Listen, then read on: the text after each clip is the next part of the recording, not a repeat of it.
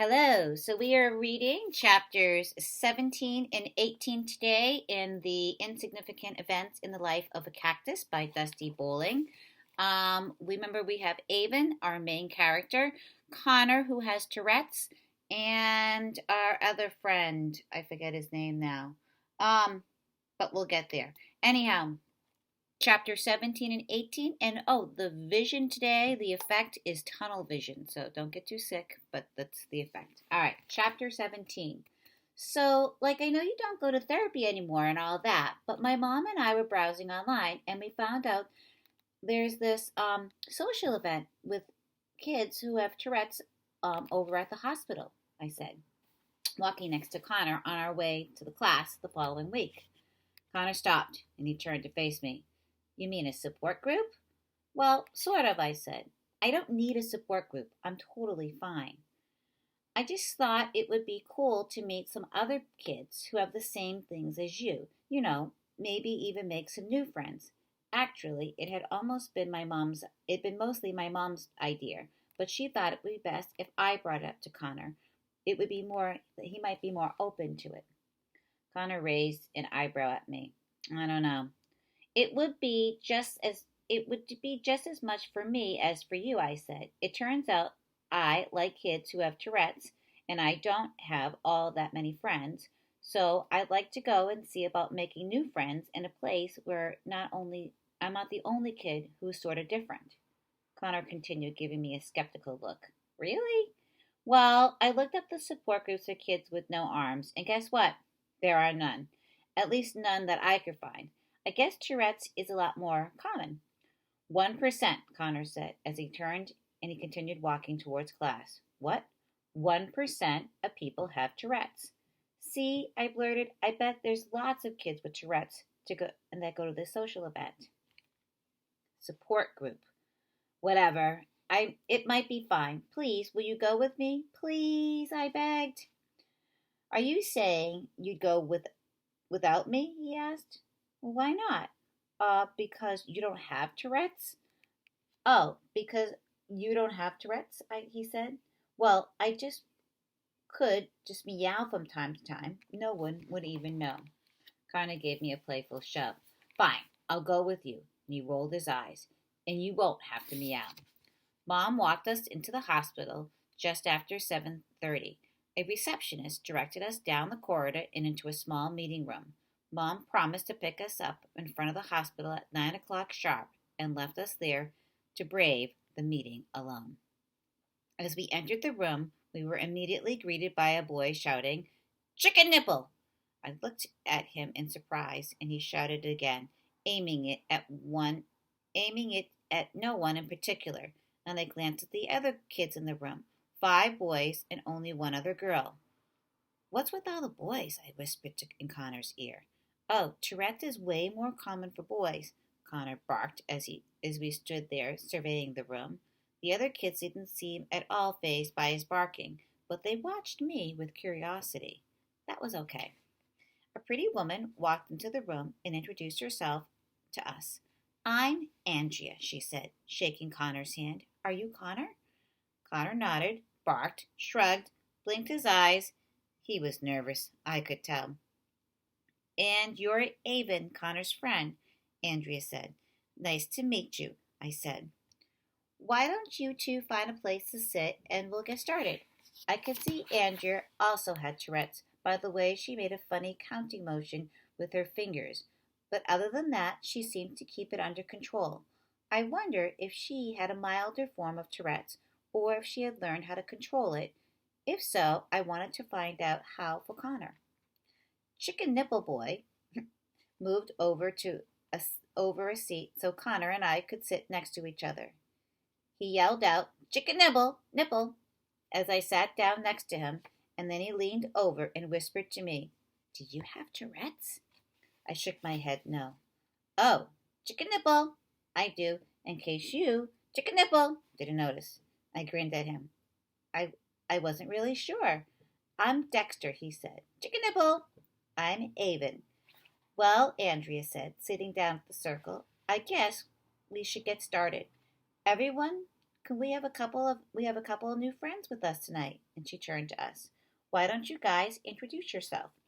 Connor was ticking badly, so I spoke. I'm Avon. Avon doesn't have Tourette's, Andrea said. Yeah, I laughed. Can you imagine what a doozy that would be? Dexter laughed out loud. Chicken nipple! And then the other kids softly chuckled a bit. I liked Dexter already. At least if you had Tourette's, the completely monotone, expressionless girl sitting across from me said, you wouldn't have to worry about slapping yourself in the face all the time like I do. As though on cue, the girl slapped herself in the face. Yeah, but you should see what Avon can do with her feet, Connor said, blinking his eyes rapidly. Face slapping isn't that far-fetched. I want to, Chicken Nibble. See what you can do with your feet, Dexter said. Maybe later, if we have time, and Avon doesn't mind, Andrea said, smiling. She clearly enjoyed the light-hearted conversation among us kids, and honestly, so did I. Andrea turned her attention to Connor. Introduce yourself, Connor. I'm Connor. I do have Tourette's, as if you couldn't tell, he barked. Well, welcome you two, Andrea said. We're so happy to have you. Why don't we all go around and introduce ourselves? We'll start with you, Dexter. Chicken Nibble! I'm Dexter.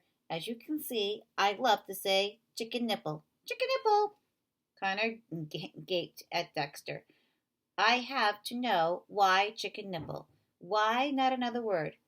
Dexter has a rarer form of Tourette's called copropolia, Andrea explained. He says words and phrases, some of which people may find inappropriate, but he can't help it. Connor turned his attention back to Dexter. Yeah, but why chicken nipple? Dexter laughed. Sometimes I say other chicken nipple things. I'm glad when it's just chicken nipple. Chicken nipple sometimes I say barbecue or pirate ship or I love bubble bass and some chicken nipple other things. Sometimes I say my own name, which is really embarrassing for some reason. One time I went through a short period, chicken nipple, when I said, I'll punch a baby every time I saw a baby. That was awful. Chicken nipple, people would run away from me and with their chicken nipple babies. And Dexter looked at me with a straight face. Chicken nipple, I swear I would never punch a baby. I do like babies. Oh, I believe you, I said, trying to maintain a straight face myself.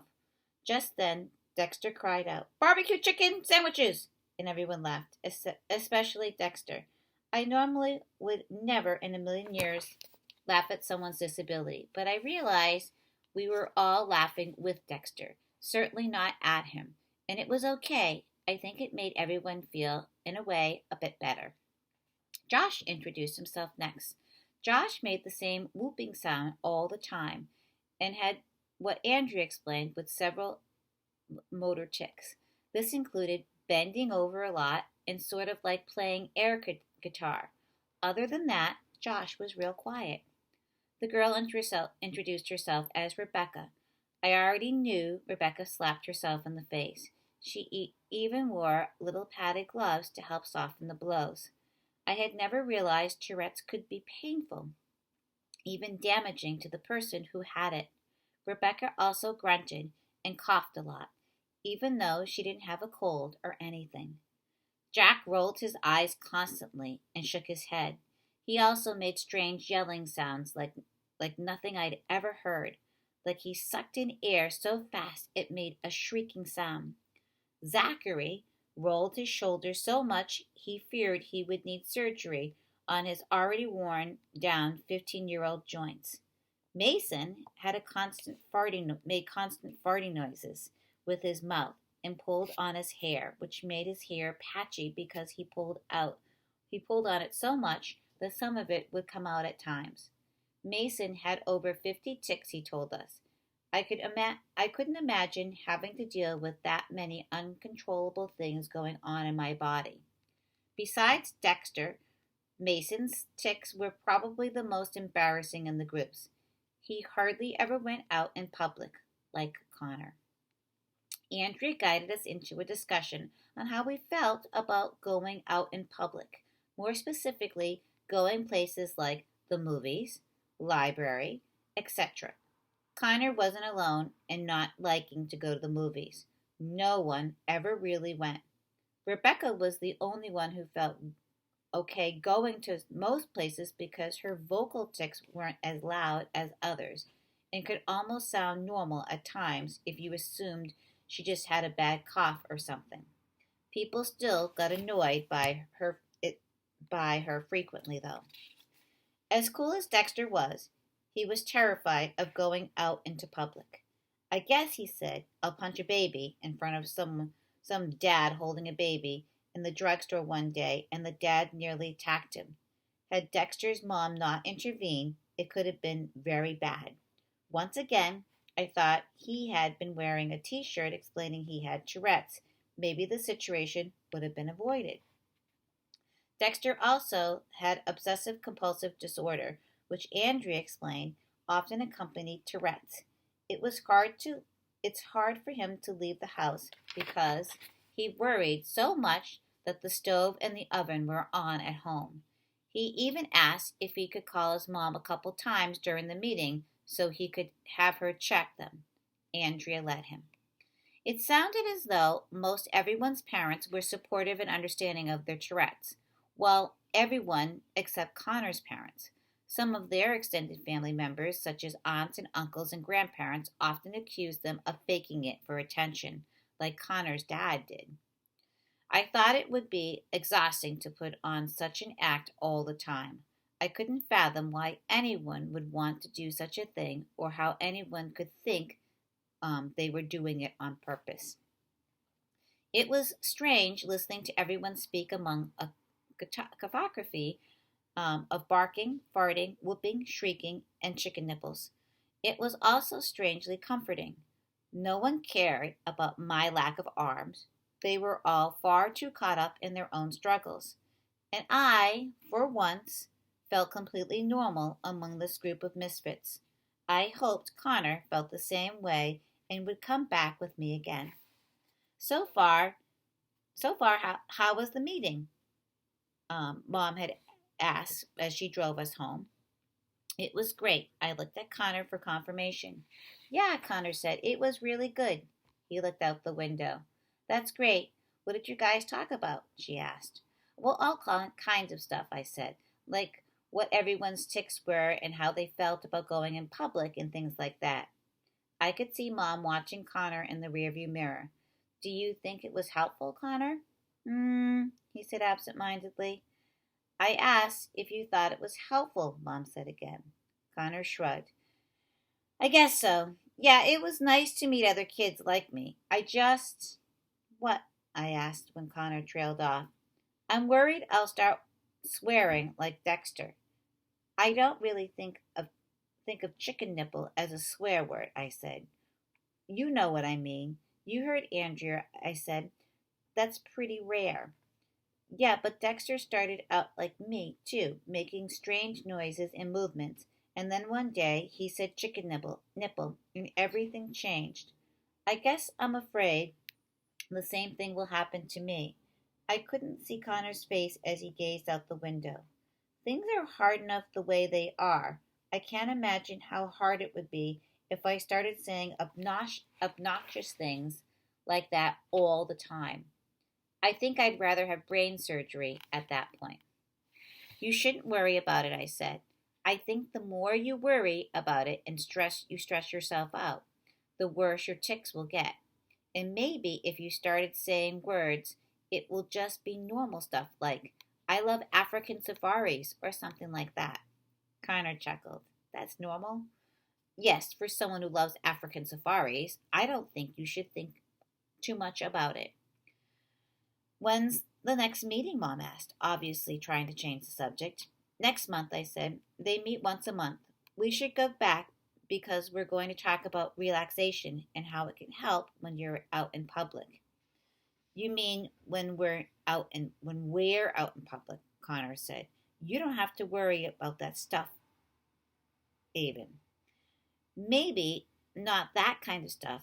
I may not have tics, but I still have to deal with the people staring at me and treating me like I am different. Yeah, but you don't call attention to yourself. I think I'd give up my arms to get rid of my Tourette's. Don't say that, I said.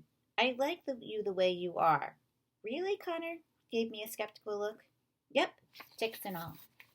That was an interesting chapter. Okay, chapter 18. By late fall, the weather was finally starting to cool down to be a comfortable temperature. I had read every single tarantula book from the Desert Ridge Middle School library, the Phoenix Library, and the box where we found in the storage shed. I now knew every terrifying thing that you could think about with tarantulas, like what type of wasp called the tarantula, what that there's a type of wasp called the tarantula hawk would sting and paralyze a tarantula, then lay its egg on it and seal the tarantula up in a burrow. Once the wasp grub hatched, it would feed on the tarantula meat. Gack! I couldn't wait to use that information to shock someone. I even blogged about it. I had written several more posts on my blog, mostly stuff about the park, school, tarantulas, and how I do things without arms. Pretty random stuff. So I called my blog Avon's Random Thoughts. Anyway, it wasn't about anything terribly exciting, but I had gained a few more followers. Zion now commented pretty regular on my posts, and Emily still made her usual LOL and I miss you remarks from time to time, though I hadn't seen any comments from my other friends in Kansas for at least a week. Dad and I practiced soccer in the arena together early one weekend morning when it was cool outside. It was wonderful to feel a chill in the air again, but every weekend I felt less and less enthusiastic about getting out of bed to go out there. I think Dad must have noticed my waning interest. He found an old tuber somewhere at the park, and he came into my room one morning, played a horrible screeching sound on the tuber, and then announced, "All hail Avon Laura Green, future queen of the Desert Ridge Middle School soccer team." I smothered my face with the pillow and told him there was no such thing as queen in soccer. The next weekend he played the tuba and announced, "All hail Avon Laura Green, future emperor of the Desert Ridge Middle School soccer team." And the weekend after that was, "All hail Avon Laura Green, future world dictator of the Desert Ridge Middle soccer team." Dad said the snakes would be hibernating now, so after we practiced soccer, I could hike up the hill behind the Stagecoach Pass. I liked being able to look down on the park and see the rest of the city, and I liked visiting my giant saguaro cactus. I spent most of the time on the hill looking for tarantulas and collecting quartz rocks. I had quite the collection going at home. I wore a loose open bag around my neck so I could easily drop the rocks in with my toes. Most of the kids at school were now ignoring me completely. I guess they were used to seeing me around by now, so I wasn't getting any more shocked looks. It was more like I just didn't exist. I sat next to my giant saguaro a while, looking down at poor old Billy and Fred, endlessly hauling kids around the dirt trail. I thought it might be time for them to retire to the petting zoo. I wondered if we could replace them with a little train like one I had seen at the mall. Now that the weather was cooling down, business had picked up a bit, but my parents told me it was barely enough to keep the park running and cover all the repairs that were building up. I stood and walked around to the back of the side of the hill, hoping to find some new rocks. A strand of something dark caught my eye. I slipped my foot out of my flat, grabbed it with my toes, and tried to pick it up. It was connected to something in the ground and wouldn't come loose. I put my flat back on. I put my flat back on and started kicking at the dirt, trying to unearth whatever was under there. Eventually, I loosened enough dirt to get the strand free. I laid it on the ground and studied it. It was caked with dirt, but I could tell it had once been a necklace with a polished turquoise stone set into dark metal. I lifted it up with my toes and slipped it into my bag. I rushed home to call Connor and tell him what I'd found. After all, we'd seen that necklace before. Dun dun dun dun. All right, tell me what you were visualizing for chapters 17 and 18.